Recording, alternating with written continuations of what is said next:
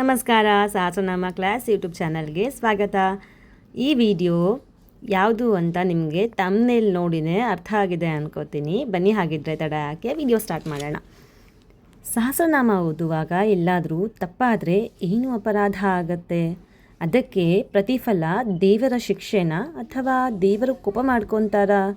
ಇದೆಲ್ಲ ನಮ್ಮ ಮನಸ್ಸಲ್ಲಿ ಮೂಡುವಂಥ ಪ್ರಶ್ನೆಗಳು. ಇನ್ನು ಕೆಲವರಾದರೆ ಕಮೆಂಟ್ನಲ್ಲಿ ಕೇಳಿದ್ದೀರಾ, ಮೇಡಮ್ ಸಹಸ್ರನಾಮ ತಪ್ಪಾಗಿ ಓದಿದರೆ ಏನಾದರೂ ತೊಂದರೆ ಆಗತ್ತಾ? ಈ ಥರ ತುಂಬ ಕಮೆಂಟ್ ನನ್ನ ಚಾನಲಲ್ಲಿ ಬಂದಿದೆ. ಹಾಗಾಗಿ ನಾನು ಯಾಕಿದ್ರ ಬಗ್ಗೆ ಒಂದು ವಿಡಿಯೋ ಮಾಡಬಾರ್ದು, ನಮ್ಮ ಸಬ್ಸ್ಕ್ರೈಬರ್ಸ್ನ ಡೌಟ್ನ ಕ್ಲಿಯರ್ ಮಾಡೋಣ ಅಂತೇಳ್ಬಿಟ್ಟು ಈ ಒಂದು ವಿಡಿಯೋ ಜೊತೆ ಬಂದಿದ್ದೀನಿ. ಬನ್ನಿ ಹಾಗಿದ್ರೆ ವಿಡಿಯೋ ಸ್ಟಾರ್ಟ್ ಮಾಡೋಣ. ನಾವು ಸಹಸ್ರನಾಮ ಪಾರಾಯಣ ಮಾಡುವಾಗ ತಪ್ಪಾಯ್ತಾ, ಎಲ್ಲಾದರೂ ಪ್ರೊನೌನ್ಸಿಯೇಷನ್ ಮಿಸ್ ಆಯ್ತಾ ಅಂತ ಗಿಲ್ಟಲ್ಲಿ ಓದೋದಕ್ಕಿಂತ ಭಕ್ತಿಪೂರ್ವಕವಾಗಿ ತನು ಮನ ಧನದಿಂದ ಸಹಸ್ರನಾಮ ಓದೋದ್ರಲ್ಲಿ ನಮ್ಮನ್ನು ನಾವು ತೊಡಗಿಸಿಕೊಳ್ಳೋದು ನಿಜವಾದ ಭಕ್ತಿ. ಭಗವಂತನಿಗೆ ಭಾಷೆಗಿಂತ ಭಕ್ತಿ ಮುಖ್ಯ. ನಾವು ಅಪ್ಪಿತಪ್ಪಿ ತಪ್ಪು ಉಚ್ಚಾರಣೆ ಮಾಡಿದರೂ ನಮ್ಮ ಮನಸ್ಸಿನಲ್ಲಿ ಭಕ್ತಿ ಮತ್ತು ಶ್ರದ್ಧೆ ಅನ್ನೋದಿದ್ದರೆ ದೇವರು ಅದನ್ನು ಸ್ವೀಕಾರ ಮಾಡ್ತಾರೆ. ಎಕ್ಸಾಂಪಲ್ ಆಗಿ ಹೇಳಬೇಕು ಅಂದರೆ, ತಾಯಿ ತನ್ನ ಮಗು ತೊದಲು ನುಡಿಗಳಲ್ಲಿ ತಪ್ಪಾಗಿ ಮಾತನಾಡಿದರೂ ಹೇಗೆ ಪ್ರೀತಿಯಿಂದ ಅರ್ಥ ಮಾಡಿಕೊಳ್ತಾಳೋ ಭಗವಂತನು ಹಾಗೆಯೇ ನಮ್ಮ ತಪ್ಪುಗಳನ್ನು ಕ್ಷಮಿಸುತ್ತಾನೆ. ನಿಜವಾಗ್ಲೂ ನಮ್ಮ ಪಾರಾಯಣದಲ್ಲಿ ಭಕ್ತಿ ಅನ್ನೋದು ಒಂದು ಇದ್ದರೆ ದೇವರು ನಮ್ಮ ಪಾರಾಯಣವನ್ನು ಸ್ವೀಕಾರ ಮಾಡ್ತಾನೆ ಅನ್ನೋದರಲ್ಲಿ ಯಾವುದೇ ಅನುಮಾನವಿಲ್ಲ. ನಮಗೆ ಪರ್ಫೆಕ್ಟಾಗಿ ಬರಲ್ಲ, ನಾವು ಓದುವಾಗ ತಪ್ಪಾದರೆ ಸುಮ್ಮನೆ ಯಾಕೆ ಬಿಡಪ್ಪ ಅಂತ ಅಂದ್ಕೊಂಡ್ರೆ ನಾವು ಯಾವಾಗ ಕಂಪ್ಲೀಟಾಗಿ ಸಹಸ್ರನಾಮ ಓದೋದು ಅಲ್ವಾ? ಹಾಗೆ ಅಂದ್ಕೊಂಡ್ರೆ ನಾವು ಸಹಸ್ರನಾಮ ಓದೋ ಮನಸ್ಸು ಮಾಡೋದು ಯಾವಾಗ?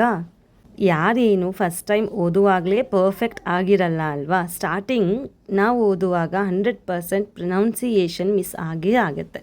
ಆಮೇಲೆ ಅಲ್ಪ ಪ್ರಾಣ ಮಹಾಪ್ರಾಣ ಮಿಸ್ ಆಗುತ್ತೆ. ಇಷ್ಟೆಲ್ಲ ಮಿಸ್ಟೇಕ್ಸ್ ಆಗೋದು ಸಹಜ. ಹಾಗಂತ ನಾನು ತಪ್ಪಾಗಿ ಓದೋದು ಏನೂ ತೊಂದರೆ ಇಲ್ಲ, ತಪ್ಪಾಗಿ ಓದಬಹುದು, ಓದಿ ಅಂತ ನಿಮ್ಮನ್ನು ಎಲ್ಲೂ ಎನ್ಕರೇಜ್ ಮಾಡ್ತಾ ಇಲ್ಲ. ತಪ್ಪಾಗಿ ಓದಿದ್ರೂ ಏನಾಗಲ್ಲ ಅಂತ ಹಾಗೆ ಓದೋ ಪ್ರಯತ್ನ ಖಂಡಿತವಾಗಿಯೂ ಮಾಡಬೇಡಿ. ಯಾಕಂದರೆ ಸ್ಟಾರ್ಟಿಂಗ್ ಓದುವಾಗ ಸಹಜವಾಗಿಯೇ ತಪ್ಪುಗಳು ಆಗುತ್ತೆ. ಆದರೆ ಸರಿಯಾಗಿ ಪರ್ಫೆಕ್ಟಾಗಿ ಕಲಿತು ಪಾರಾಯಣ ಮಾಡೋ ಜವಾಬ್ದಾರಿ ನಮ್ಮದೇ ಅಲ್ವಾ? ಹಾಗಾಗಿ ಆದಷ್ಟು ಪರ್ಫೆಕ್ಟಾಗಿ ಕಲಿಯೋ ಪ್ರಯತ್ನ ನಿಮ್ಮದಾಗಲಿ. ಇದಕ್ಕೆ ದೇವರ ಸಹಾಯ ಇದ್ದೇ ಇರುತ್ತೆ. ಪ್ರಯತ್ನ ನಿಮ್ಮದಾಗಲಿ ಅಷ್ಟೇ. ಹಾಗಾಗಿ ನಾನು ನಿಮಗೆ ಕೊಡೋ ಒಂದು ಸಜೆಷನ್ ಏನು ಅಂದರೆ, ನಮ್ಮ ಚಾನಲಲ್ಲಿ ಸಹಸ್ರನಾಮ ಈಸಿಯಾಗಿ ಹೇಳ್ಕೊಟ್ಟಿದ್ದೀನಿ. ನಿಮಗೆ ವಿಷ್ಣು ಸಹಸ್ರನಾಮ ಬೇಕಾದರೆ, ಲಲಿತಾ ಸಹಸ್ರನಾಮ ಬೇಕಾದರೂ ಆರಾಮವಾಗಿ ಈಸಿಯಾಗಿ ಇಂಟ್ರೆಸ್ಟ್ ಇರೋರು ಕಲ್ತ್ಕೋಬಹುದು. ಆಲ್ರೆಡಿ ವಿಡಿಯೋಸ್ ಕ್ಲಾಸ್ ವೈಸ್ ಇದೆ. ಇನ್ನು ಯಾರೆಲ್ಲ ಕಲಿಬೇಕು ಅಂತ ಅಂದ್ಕೊಂಡಿದ್ದೀರಾ ಅವರೆಲ್ಲ ಈ ದಿನದಿಂದನೇ ಸ್ಟಾರ್ಟ್ ಮಾಡಿ. ಓದುವಾಗ ಅಥವಾ ಓದಿದ ಮೇಲೆ ಅಯ್ಯೋ ತಪ್ಪಾಗಿ ಓದ್ಬಿಟ್ನಾ, ಏನಾಗುತ್ತೋ ಏನು ಫಲನೋ, ದೇವ್ರು ಏನಾದರೂ ಶಾಪ ಕೊಡ್ತಾರಾ ಅನ್ನೋ ಗಿಲ್ಟಲ್ಲೇ ಇರೋದಕ್ಕಿಂತ ನಮ್ಮ ಚಾನೆಲ್ ಮುಖಾಂತರ ಸಹಸ್ರನಾಮ ಕಲ್ತ್ಕೊಳ್ಳಿ. ಪರ್ಫೆಕ್ಟಾಗಿ ವಿಷ್ಣು ಹಾಗೂ ಲಲಿತಾ ಸಹಸ್ರನಾಮವನ್ನು ಕಲ್ತ್ಕೊಳ್ಳಿ. ಇದರಿಂದ ನಿಮ್ಮ ಕಾನ್ಫಿಡೆನ್ಸ್ ಲೆವೆಲ್ ಜಾಸ್ತಿ ಆಗುತ್ತೆ. ಆಮೇಲೆ ನೀವು ಸಹಸ್ರನಾಮ ಓದೋದ್ರಲ್ಲಿ ಪರ್ಫೆಕ್ಟ್ನೆಸ್ ಬರುತ್ತೆ. ಒನ್ಸ್ ಇನ್ ಎ ಲೈಫ್ ಪರ್ಫೆಕ್ಟಾಗಿ ಕಲ್ತ್ಕೊಂಡ್ವಿ ಅಂದರೆ ಅದು ನಮ್ಮ ಕೊನೆ ಇರೋ ತನಕ ಈ ಒಂದು ವಿದ್ಯೆ ನಮ್ಮ ಜೊತೆನೇ ಇರುತ್ತೆ ಅಲ್ವಾ? ಇನ್ನೊಂದು ಮೇಯ್ನ್ ಆಗಿರೋ ವಿಚಾರ ಏನಪ್ಪ ಅಂದರೆ, ತಪ್ಪಾಗಿ ಸಹಸ್ರನಾಮ ಓದೋದ್ರಿಂದ ಕೆಡುಕುಗಳಂತೂ ಖಂಡಿತ ಆಗಲ್ಲ. ಬಟ್ ಇದರಿಂದ ಸಿಗುವ ಫಲ ನಿಧಾನ ಅಂತ ಹೇಳಲಾಗುತ್ತೆ. ಹಾಗಿದ್ರೆ ತಡ ಯಾಕೆ, ಇವತ್ತೇ ಕಲಿಯೋಕ್ಕೆ ಸ್ಟಾರ್ಟ್ ಮಾಡಿ. ಇದಕ್ಕೆ 100% ಹೆಲ್ಪ್ ನಾನು ಮಾಡ್ತೀನಿ. ನಿಮಗೆ ಏನೇ ಡೌಟ್ ಇದ್ದರೂ ಕಮೆಂಟ್ ಮಾಡಿ, ನಾನು ರಿಪ್ಲೈ ಮಾಡ್ತೀನಿ. ಪರ್ಫೆಕ್ಟಾಗಿ ಕಲಿತ ತಕ್ಷಣ ದೇವರ ಮುಂದೆ ಕೂತ್ಕೊಂಡು ಒಂದು ಚೂರು ತಪ್ಪಿಲ್ಲದೆ ಓದಿದ ಕ್ಷಣ ಈ ಜನ್ಮ ಸಾರ್ಥಕ ಅನ್ನೋ ಫೀಲ್ ಕೊಡುತ್ತೆ. ಅಕಾರ್ಡಿಂಗ್ ಟು ಮೀ ನಿಜವಾಗ್ಲೂ ಸಾಧನೆ ಅನಿಸುತ್ತೆ. ಸಹಸ್ರನಾಮನ ನೀವು ಪರ್ಫೆಕ್ಟಾಗಿ ಕಲಿತು ಪಾರಾಯಣ ಮಾಡಿದ ಮೇಲೆ ಎಲ್ಲೋ ಒಂದು ಕಡೆ ಮಿಸ್ಟೇಕ್ ಆಯಿತು ಅಂತ ನಿಮಗೆ ಅನಿಸಿದರೆ, ಎಲ್ಲೂ ಮಿಸ್ಟೇಕ್ ಆಗಿಲ್ಲ ಅಂದರೂ ಜಸ್ಟ್ ಅಲ್ಪ ಪ್ರಾಣ ಮಹಾಪ್ರಾಣ ಆದರೂ ಮಿಸ್ ಆಗತ್ತೆ. ಈ ಥರ ನಿಮಗೆಲ್ಲಾದರೂ ತಪ್ಪಾಯಿತು, ಮಿಸ್ಟೇಕ್ ಆಯಿತು ಅಂತ ಅನಿಸಿದರೆ ಇದಕ್ಕೆ ಪರಿಹಾರ ಏನಪ್ಪ ಅಂದರೆ ಕ್ಷಮಾಪಣ ಮಂತ್ರ.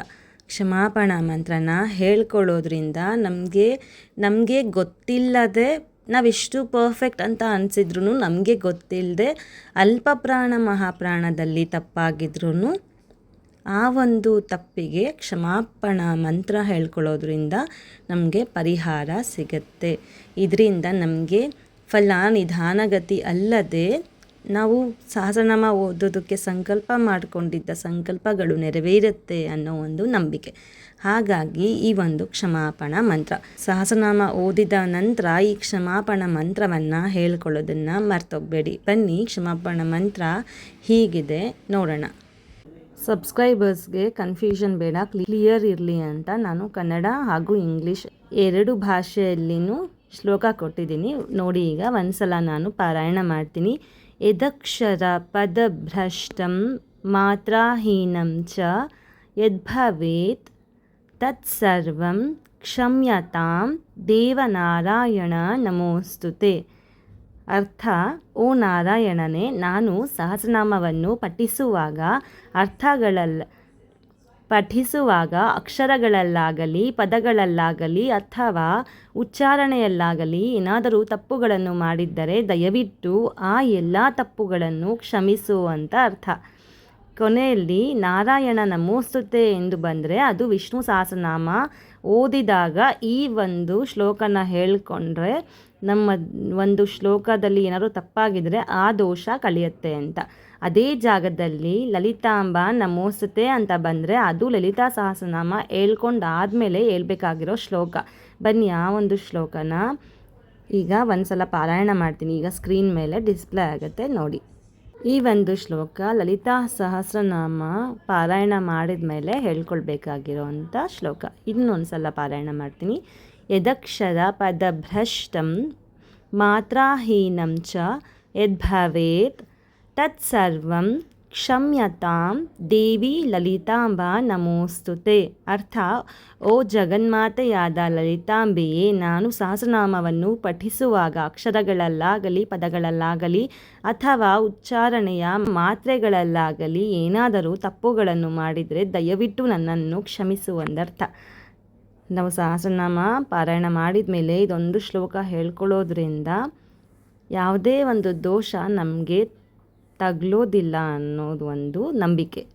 ನಿಮಗೆಲ್ಲ ಸಹಸ್ರನಾಮದ ಪೂರ್ತಿ ಫಲ ಸಿಗಲಿ, ಹಾಗೆ ಜೀವನದಲ್ಲಿ ಒಳ್ಳೆಯ ಯಶಸ್ಸು ಸಿಗಲಿ ಅಂತ ಹಾರೈಸ್ತೀನಿ. ಹಾಗೆ ನಿಮಗೆ ಯಾರಿಗಾದರೂ ಸಹಸ್ರನಾಮ ಕಲಿಯೋ ಇಂಟ್ರೆಸ್ಟ್ ಇದ್ದರೆ ಕಲ್ತ್ಕೊಳ್ಳಿ. ನಿಮ್ಮ ಫ್ಯಾಮಿಲಿ, ಫ್ರೆಂಡ್ಸ್, ರಿಲೇಷನ್ಸ್ ಯಾರಿಗಾದರೂ ಸಹಸ್ರನಾಮ ಕಲಿಯೋ ಇಂಟ್ರೆಸ್ಟ್ ಇದ್ದರೆ ನಮ್ಮ ಚಾನೆಲ್ನ ಸಜೆಸ್ಟ್ ಮಾಡಿ, ಓಕೆನಾ?